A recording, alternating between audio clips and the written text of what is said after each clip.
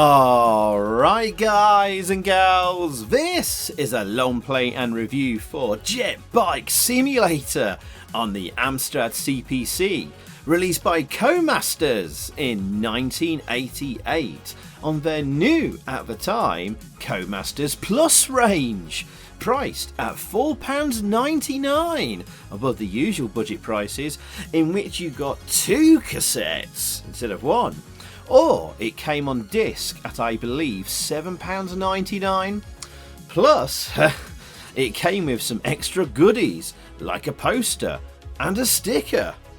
And here is my actual real copy, sadly heavily discounted, which we can see from the price stickers on the front there. Started at £7.99 and sadly went down to £3.99. In Alpha Toys and Video Games. That was a toy store in Leicester. There we go. Quite a nice artwork and presentation on the back and front there. It's weird seeing a Codemasters game in a big box, but let's take a look inside and see what goodies and treats await us. What's the first thing we'll find? Let's find out. Oh my goodness, it's the actual receipt. I still have it. Purchased on the 4th of August 1995. I was still buying AMSTRAD games as late as that. How sad. Oh, how dedicated. There we go. Adverts for games there. And of course the darlings still were advertising themselves and their achievements. Bless them. There we go. English instructions printed there, but separate cards there for the French instructions, weirdly. There we go. And 2 cards, duplicate cards there for the French instructions for some weird reason, but there we go, it's there. There's the disc, which there we go. It looks like it might be stuck over an AMSOFT disc there. There's the French writing. Yes, we can clearly see that's probably an AMSOFT disc, actually. Yeah, we can actually see the AMSOFT logo there. So they were still buying AMSOFT discs up, bless Codemasters, and then just sticking the label over the top there. So, alright, okay. What's this? A card, black art. What on earth is that? Right, Blackheart the Pirate, Avast there me hearties.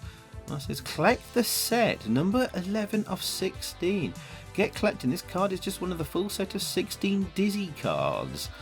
Blooming heck, oh that's disappointing. And we got Blackheart the Pirate. I don't remember Blackheart the Pirate in a Dizzy game. Did that even make it to the AMSTRAD? One of the Dizzy games of Blackheart the Pirate? Was he in Crystal Kingdom Dizzy? Anyway, here's the poster. Yeah, it's of decent but not massive size of the front cover art. It's okay, I suppose. Not the most exciting of things to have on your bedroom wall. It looks like I'm missing the sticker though, sadly. So I don't know what happened to the sticker. But we've got one of the 16 collector Dizzy cards is there. But yeah, there we go.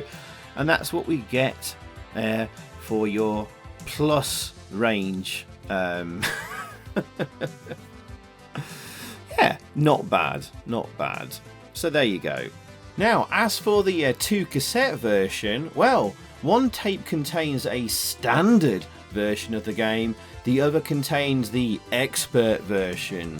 Now each tape has 3 sets of waterways to race on, lakes, coasts and docks, which have to be loaded in separately each time. And well, and just to confuse everyone, this was all later re-released as Championship Jet Ski under the normal Codemasters budget label on 1 cassette, but just missing the coasts racetracks. And just makes you wonder why they went to all the fuss and effort in the first place of the Plus label, really. Well, let's just find out, shall we? So let's boot this up, and as mentioned earlier, Jet Bike Simulator is split into 3 different areas, each of 8 races. We're going to do this on expert only, and we're going to start on lakes, then do coasts, and finish on docks, and then consider the game beaten. Nice loading screen, and we're going to get some sampled speech here. Here it comes. Codemasters, Jet Bike Simulator. Nice. Now, this long playing review is going to be a little bit different to usual because one half of the famous Oliver twins, Philip, has agreed to do an interview with me about this game. So we're going to run it pretty much during the entirety of the long play because it really is that interesting. And we're lucky that we have such a friendly and open developer from back in the day, eager to chat to us. Initially, I only contacted him about a couple of questions to answer over email, and it was Philip who suggested the video call. So thank you, Philip. Wow. The whole chat actually went on much longer, so I have had to edit it down. Now, the full-length version I'll upload for my patrons in the AMSTRAD as an extra treat, because that's the sort of thing I do on my Patreon.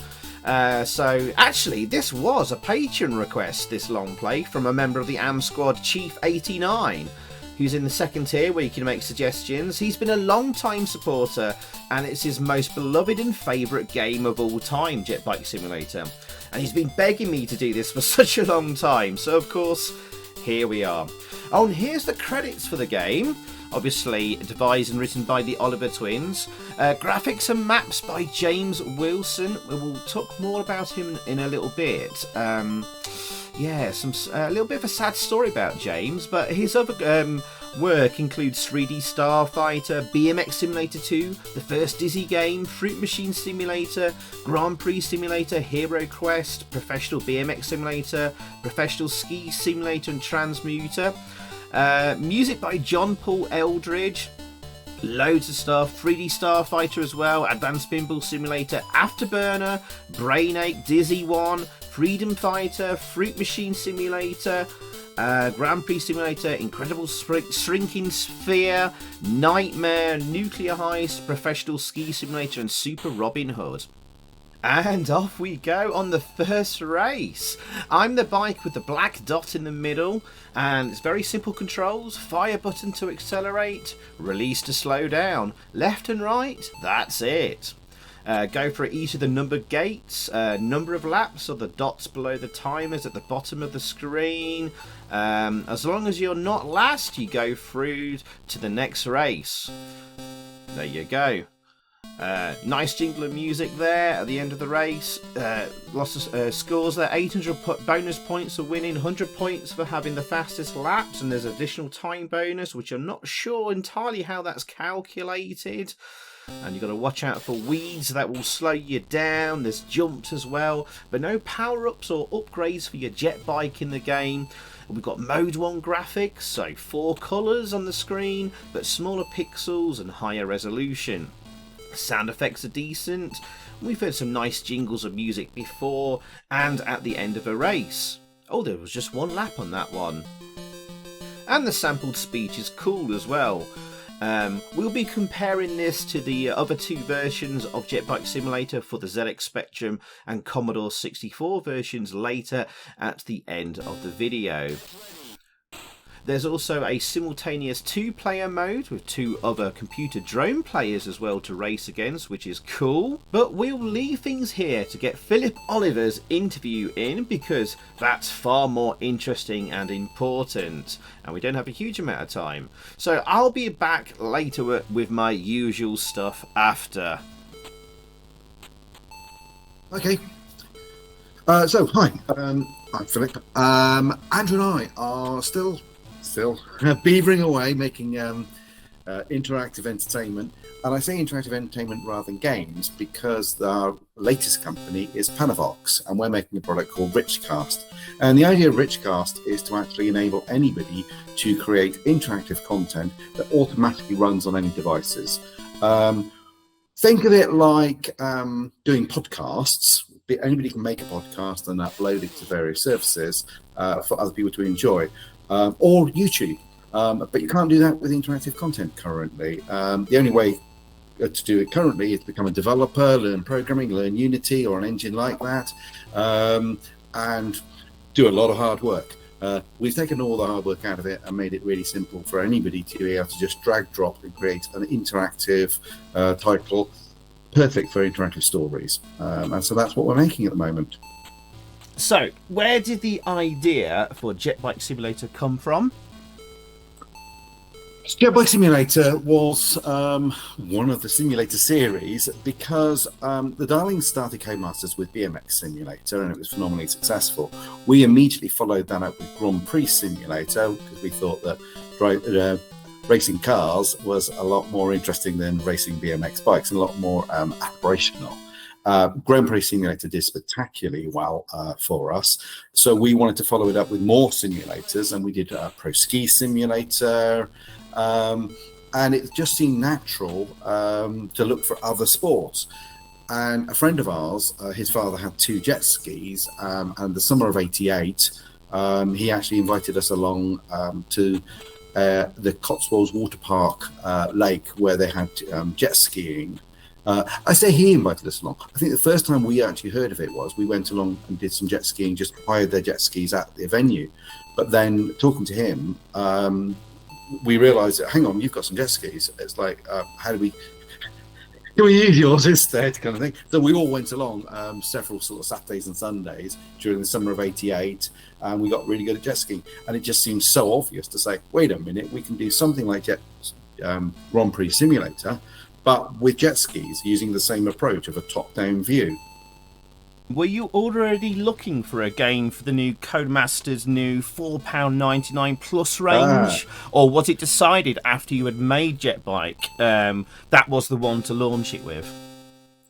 I think it was just a coincidence of timing, to be fair. All of our games were getting better and better and better. We were learning our trade, but Codemasters were wanting to find ways to increase the price point of their games.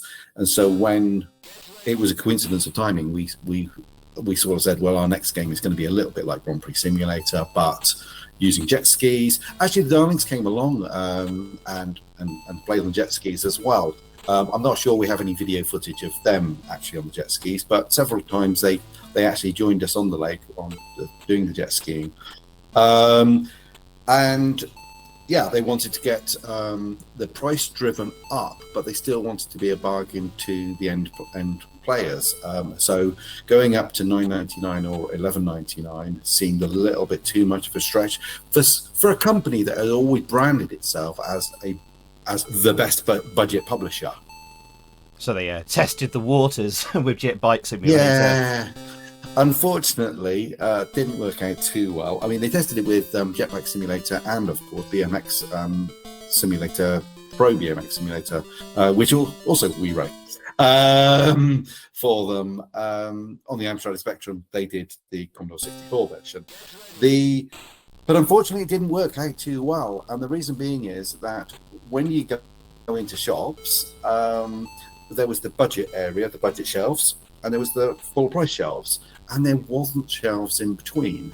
And although they produced the bigger box version, not the same size as full price games such as, I'll pick one of the other ones off the shelf, but it is a full price game at the same time, roughly at the same time. That would be on the full price shelf. Your budget titles would be on that shelf. So where was this going to sit? Well, it didn't fit on the budget shelf, so it always went with the full price. And that actually caused a bit of a problem in the fact that, well, for a start, there were some shopkeepers that actually just badged the price up anyway and just put it as a $7.99 or a $9.99 title, which was naughty of them, but we know that some of that did happen. But the other thing was that if you were looking at the full price shelf, you were comparing us to higher profile, bigger brands.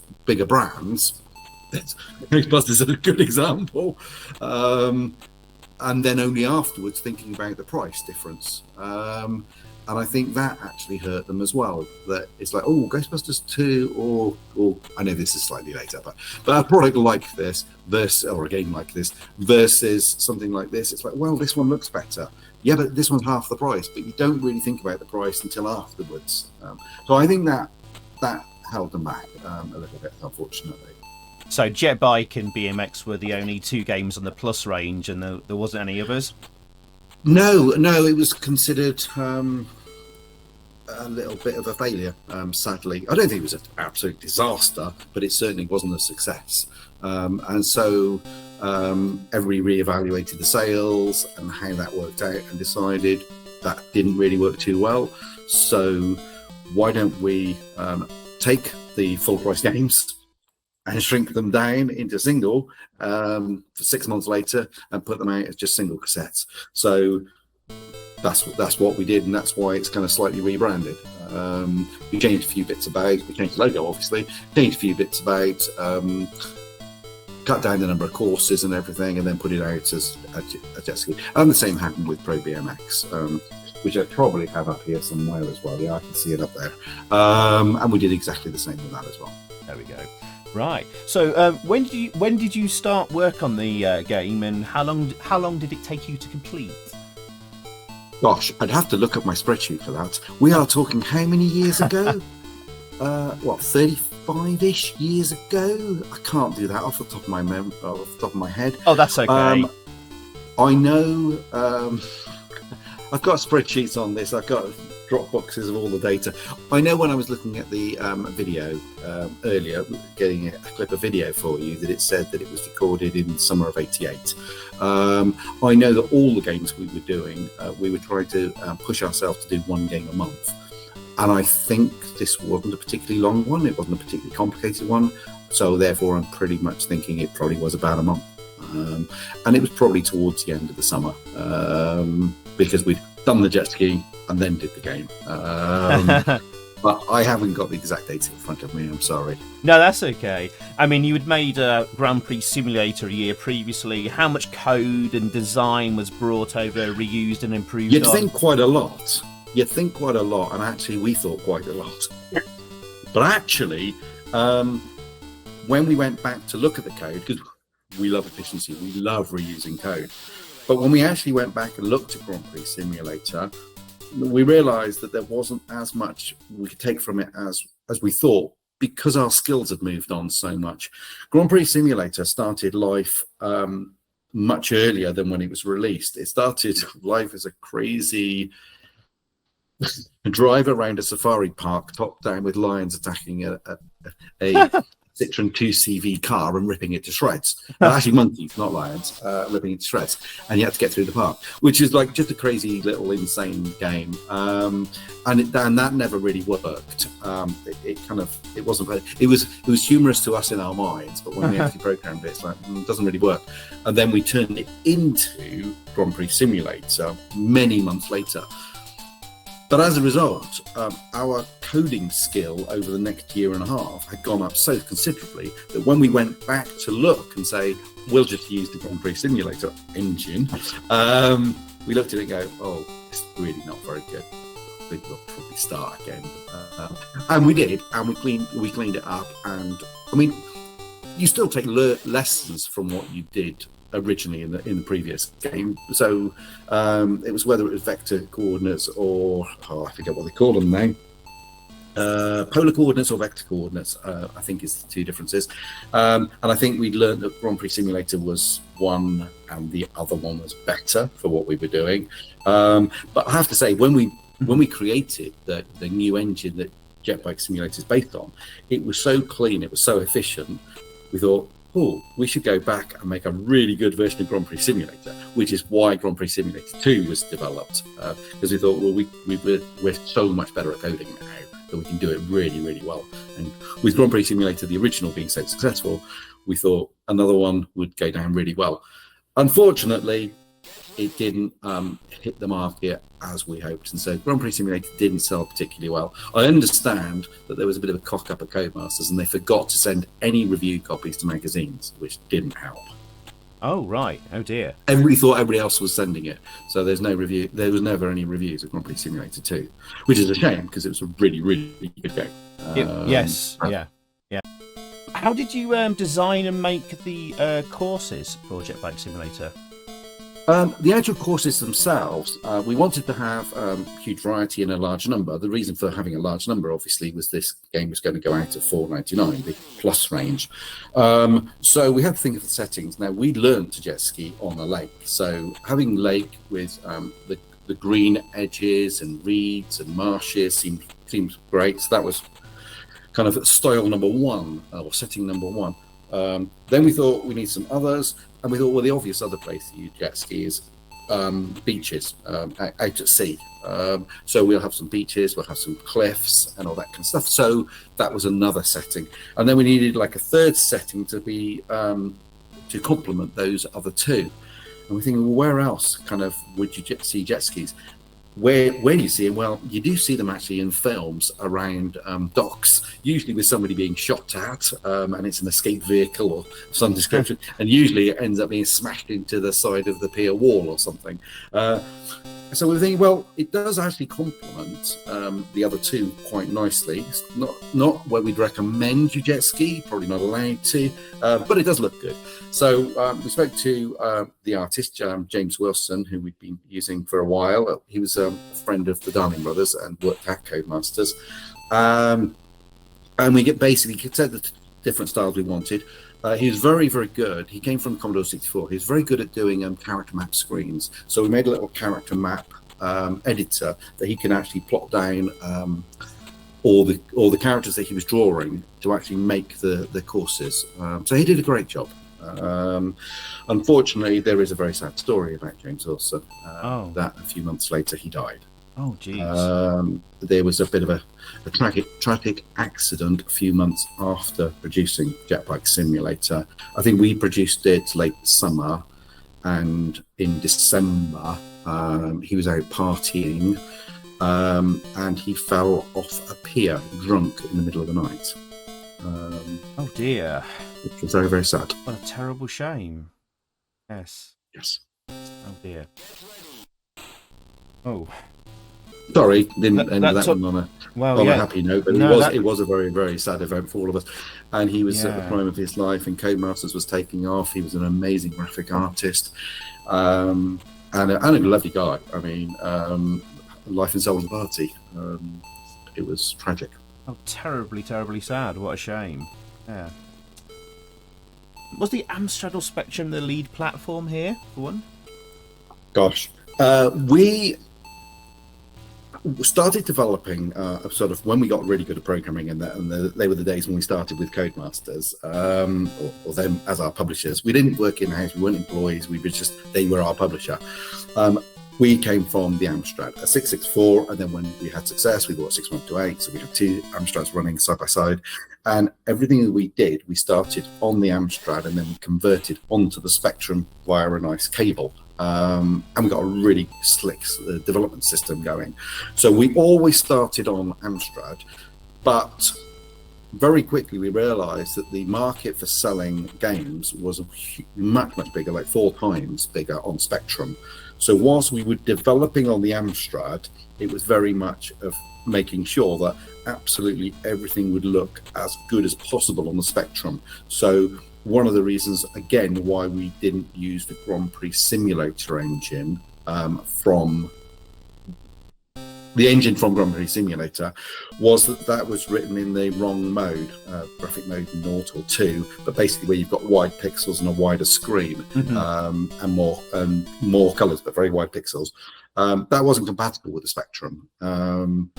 We wanted to use the mode 1 on the AMSTRAD, if memory serves me right. It is quite a few years, but if memory serves me right, mode 1 mapped really nicely to a Spectrum. That's right. So although we were developing it on the AMSTRAD, and the AMSTRAD was the lead version, everything was done thinking, will this work really nicely on a Spectrum? And so we do things like putting the little border down the side so that you've got exactly the same number of pixels on the actual gameplay area to map across to the Spectrum. Yeah. All right, that'll please the Amstrad fans on the channel.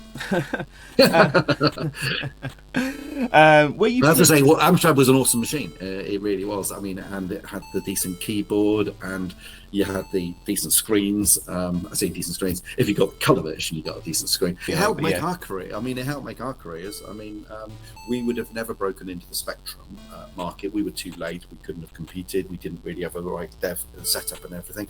We had tried the BBC and tried to crack that market. A few years before, we tried to crack a market that didn't exist, which was Dragon, but that market never actually existed. And then, of course, when the Amstrad came along, it was just a perfect machine for us, and everything came together. And us, it was the right. We were in the right place, the right time, with the right machine. So yeah, we are big fans of the Amstrad. Were you pleased with the outcome of the game, and do you know how many units it sold, especially for the new Plus label? Actually, there's two questions there. I mean, were you pleased with You're the asking me again, 35-year-old memory. Yeah. Yes, memory serves me right. We are happy with the gameplay. I think it actually turned out very well. It was a pretty slick production, as I say. From memory, I think it took about a month to develop both versions. It was slick. There weren't any kind of hang-ups. There weren't any real problems with it. It went out. We don't have any horrific stories of like when we put a treasure on Dizzy and we had to get rid of the 3 lives and knock it down to 1, and it's like we always regretted it. We don't have any regrets of what we did with Jetbike Simulator. Sales, we know that the box version, the $4.99 version, didn't do particularly well. Not particularly well from memory. It's probably 10 or 20,000 copies. Back then, our cassettes were all sort of going north of 100,000 sales. Bit disappointed. I don't think there was a C64 version of it, was there? Which was a bit disappointing. I think there was. Memory serves me right. Was there? There was, yeah. I'm pretty sure I've seen it. Oh, we'll scrub that bit then. Shows what I know. Look, we did a lot of games. I can't remember everything. But then we put out the Jet Ski to try and get some more sales, and that probably did somewhere like 50,000 or something as a single cassette box. It didn't blow the doors off, which some of the other games did that we produced, but we were generally very happy with it. No regrets. How were the computer drone players done? There were some incredible perfect times on the expert courses. Should we say AI? Should we say AI? It really wasn't. And in fact, actually, you talk about earlier. You mentioned about the game engine. Did you get anything from Grand Prix Simulator?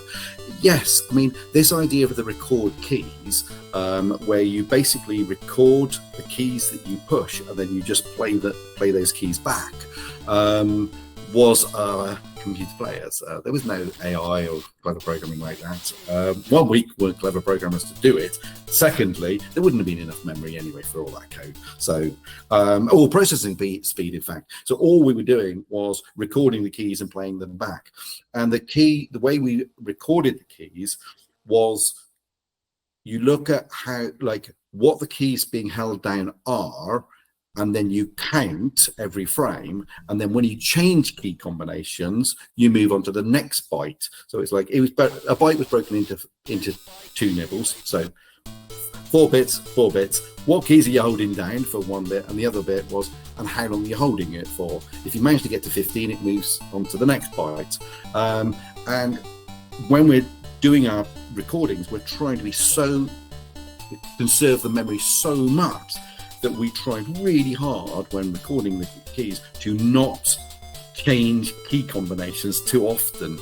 And if memory serves me right, a good recording was only a good recording if 1, it looked good, 2, it was a really fast time, and 3, it came in at under 100 bytes. Because if it came in at like 200 bytes or something, then it's like, well, we haven't got the memory to store that, so we've got to come in under 100 bytes to do the 3 circuits. And so you said about how good they were. Well, when we were on the easy levels, it's like we were just like, yes, okay, pretend to be a bit rubbish, just race. And we'd probably do like 3 recordings per one that we saved. It was like, yeah, that was a bit rubbish. Oh, it came in at 85 bytes. Yeah, that's probably okay. Then you do another recording, came in at 130 bytes. Yeah, bin that one. Right, try another one. And then when it came to sort of recording the expert ones, which you always do last because you have to be an expert by that time, it's like, okay, let's try. And it was probably 3 or 4 recordings each, maybe sometimes 5.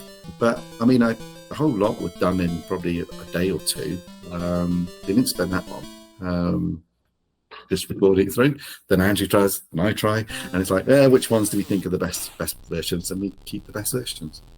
Wow, fantastic! There was a couple of races there where it took me about upwards of like 50 goes to try and beat the first place. Try and beat us. Yeah, so well done. You had some really pre-recorded ghost versions. Yeah, you and Andrew had some gameplay skills back then. Wow. Yeah, not anymore. Well, actually, no, we were never that good. But when you're developing a game, you get good at that particular thing because that's what you're focused on. So for the previous week before, we were probably doing quite a bit of testing and trying to debug things and everything else. We probably got quite good at it at that point.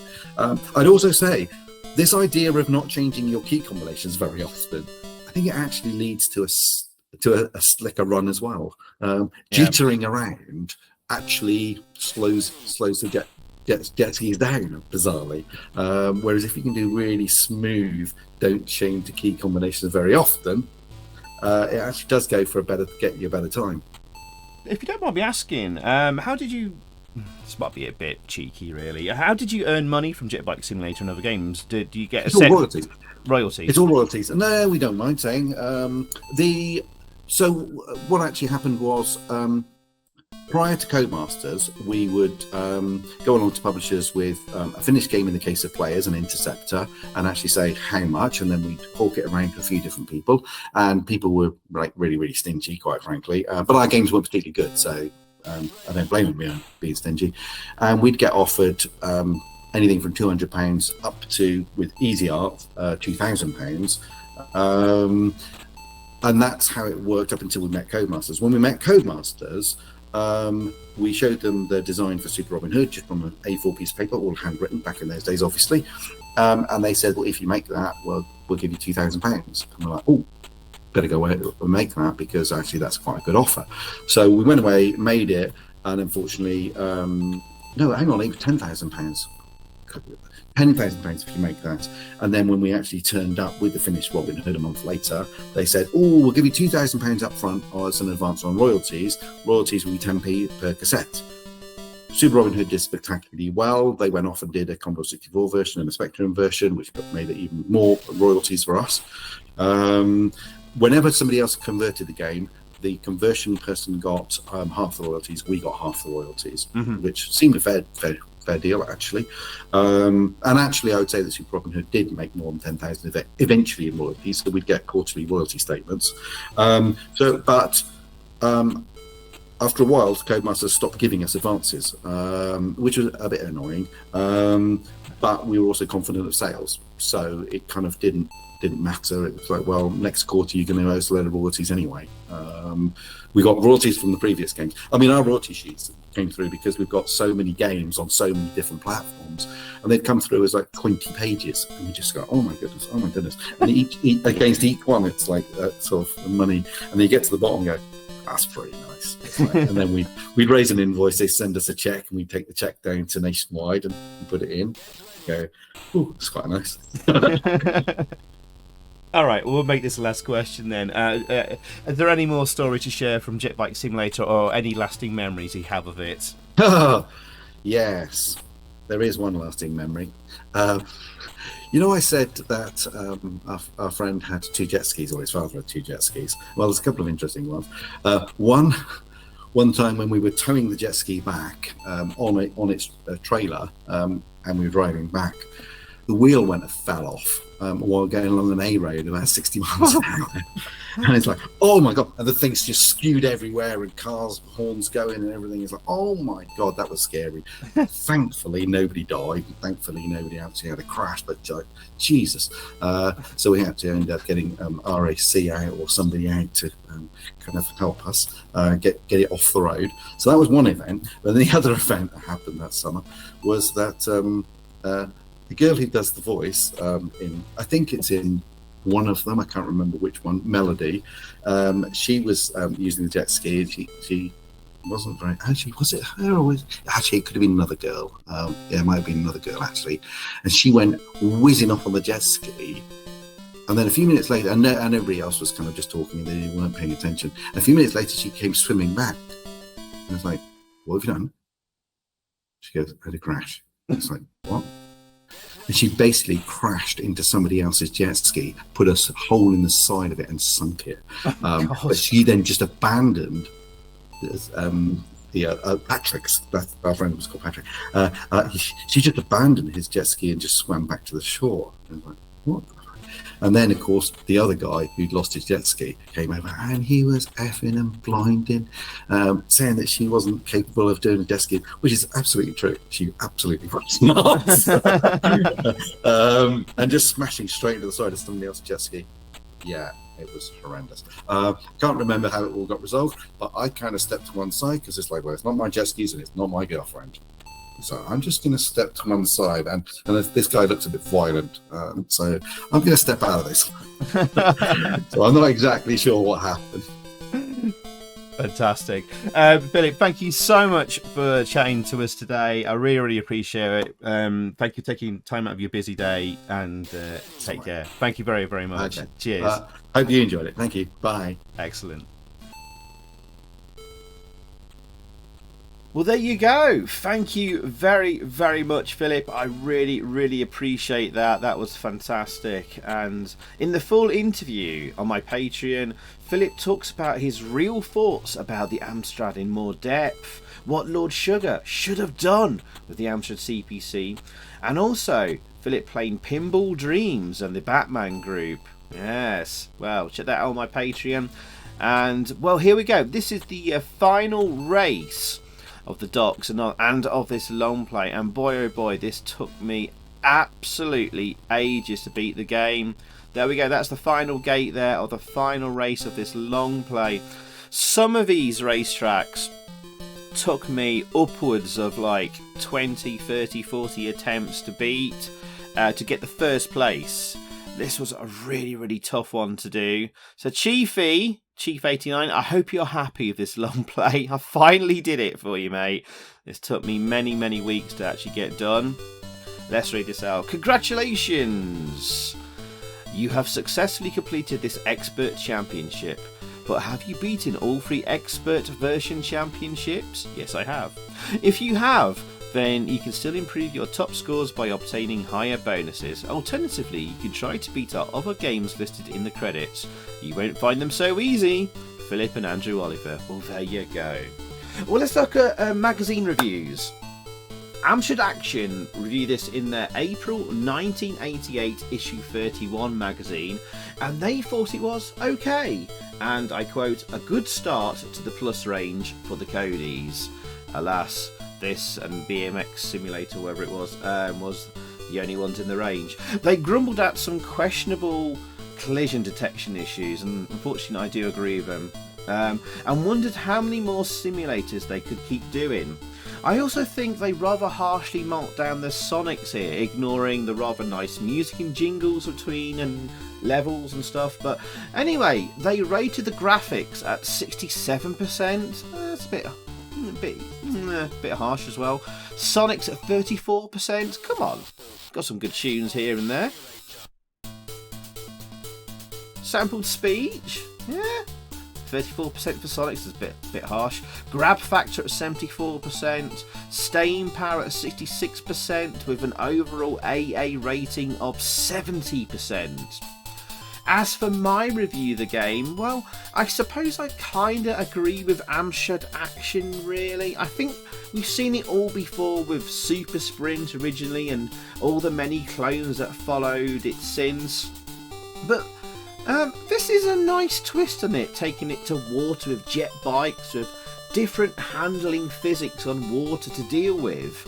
I think maybe racing cars are probably cooler and more appealing, and something like Gremlin Supercars came along and reinvented it with better, larger races that scrolled the environment, before Codemasters fought back with Micro Machines a few years later to have the last word on the matter. But here we are with a single screen with tiny sprites kind of struggling to make things out when the jet bikes kind of blur into each other a little bit. But it still works and it's still fun. However, some kind of pickups and power-ups would have been nice, maybe. But yeah, there is some collision detection issues at times. And some of the expert tracks are just overly difficult. Some of the Oliver Twin skills were rather good.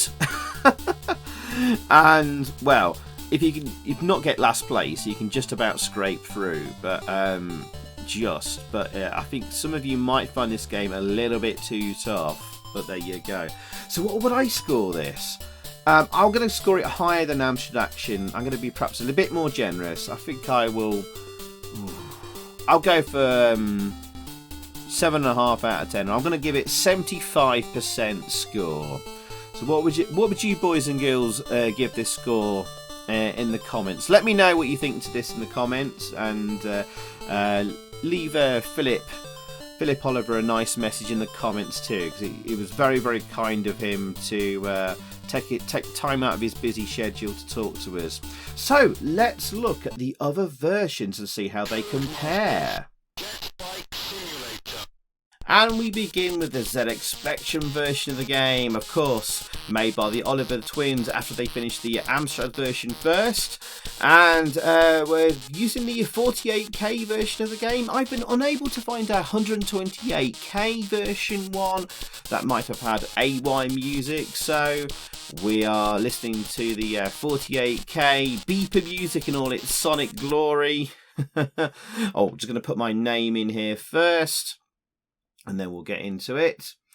Now, as expected, the Specky version is pretty much identical to the Amstrad one, being cross-developed with the CPC version, but it has more colours than with the Amstrad's Mode 1 display being restricted to 4 colours, which most conveniently and more closely matches the Speckies. However, I don't know if the random splashes of colour here and there actually makes it look better or not. Beauty is in the eye of the beholder, and I will let you be the judge of that. Here we go, to finish the first race there fairly quickly. There we go. A little bit more jingles of music there. Yeah. Certainly I think the Amstrad version sounds a bit better, but was there a 128K AY version out there or not? I don't know, so apologies if there was. Certainly I think the Amstrad version sounds better.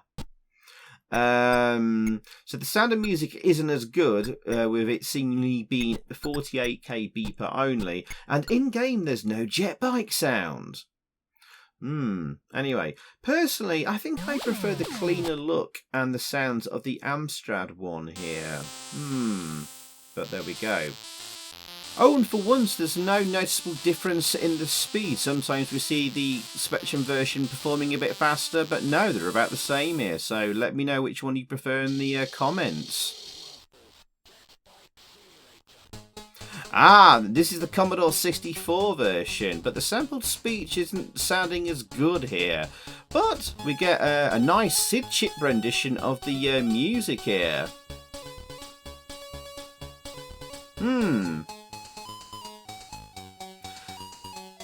Maybe the music sounds a little bit nicer through the good old Sid Chip. Maybe. But not sure the graphics here in the title and title screen and the side panel look as nice. I don't know. But anyway, here we are. This is the only other version of Jet Bike Simulator. So there was only 3 releases on the Amstrad, Spectrum and Commodore 64. So we've only got 3 versions to pick from. And they all pretty much play the same, really. So, yeah. Well, now, this is interesting. This is, again, pretty much the same as the other 2 versions. It plays and feels exactly the same. All 3 have the same speed and the same control responsiveness. In gameplay terms, they're identical. All three are the same, roughly the same kind of like collision detection issues as well. This benefits from a little bit more colour in game. And a small rectangle of colour on the jet bikes to signify who's who, which could be a bit of a game changer here actually. You might be able to pick out your bike a little bit better. It's just though that, I don't know, the background graphics are not as well drawn here, and in places they look a bit ugly and messy compared to the other two versions. Sort of like lines are drawn on the grass a bit. I don't know. It's also missing the jet bike noise that the AMSTRAD has, and Spectrum was missing it as well. But then going any further, we're starting to nitpick really minor details, really. I mean, all three versions are on a par of each other. There is not much separating any of them, and does anyone really care that much? Really? So there you go. That's Jet Bike Simulator for you. A game that began with some friends messing about with some high-speed toys on a lake at weekends, that eventually turned into an attempt to revive the mid-price game market with a box stuffed full of posters, stickers and goodies that ultimately failed.